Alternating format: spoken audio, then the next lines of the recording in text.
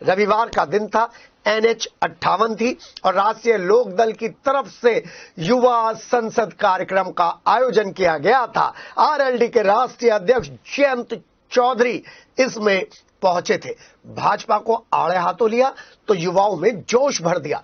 मोदी साहब विकसित संकल्प यात्रा की बात करके अब आने वाले 20 साल बाद विकास कराने का दावा कर रहे हैं। इस पर तंज कर गए जयंत चौधरी, जबकि उन्होंने कहा कि 10 सालों की बात की जाए, पिछले 10 सालों की, तो कोई हिसाब देने के लिए बीजेपी में तैयार नहीं है। यह जयंत चौधरी का कहना था।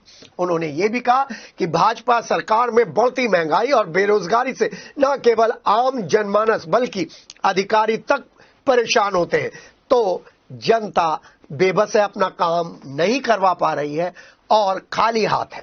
ये भी बताया उन्होंने कि आज लोकतंत्र और देश को बचाने के लिए युवाओं को आगे आना होगा। लोकसभा चुनाव में युवा पीढ़ी के भविष्य को सुरक्षित करने के लिए युवाओं को आगे आना होगा।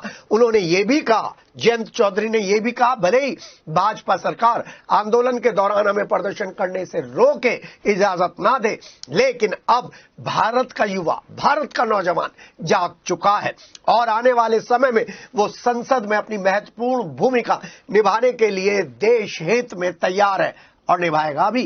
साथ ही उन्होंने यह भी कहा कि सत्ता में आते ही सबसे पहले अग्निवीर योजना को समाप्त किया जाएगा।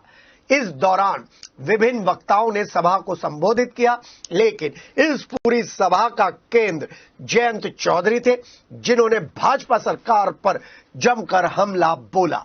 सभी प्रवक्ताओं ने मोदी सरकार और देश के संविधान को लेकर अपने अपने विचार प्रकट किए और कहा कि देश की जनता पर दोहरी मार पड़ रही है। उन्होंने ये भी कहा कि भाजपा सरकार भले ही लाख कोशिश कर ले, लेकिन अब निजाम बदलेगा। लोकसभा चुनाव में सत्ता परिवर्तन होने जा रहा है।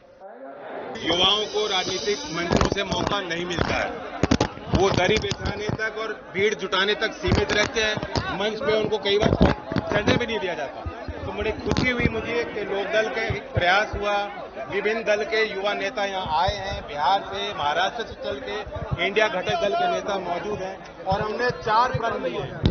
उसमें स्वतंत्रता, समता, समरसता और न्याय की बात, 4 प्रस्ताव हमारे आगे रखी गए हैं और सर्वसम्मति से पारित।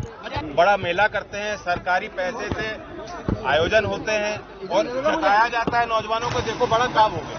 तो 2 करोड़ नौकरी का हिसाब लेने के लिए नौजवानों को प्रेरित करना चाहते हैं। अब नौकरी नहीं लगेगी तो लोग जानते हैं, पहले लोग जब शादी करते थे लोग देखते थे उसकी संपत्ति कितनी है, उसकी खेती कितनी है। अब लोग देखते हैं कि बच्चे की नौकरी लगेगी नहीं लगेगी। तो जब नौकरी नहीं लगेगी तो शादियां नहीं होंगी। डे 1 से हमने विरोध अग्निवीर का किया, बिहार में बढ़ चढ़कर वहां आंदोलन हुआ, यूपी के अलग अलग क्षेत्रों में मैं गया, युवाओं की हमने पंचायत आयोजित की और विरोध को जताया, लेकिन सरकार नहीं मानी।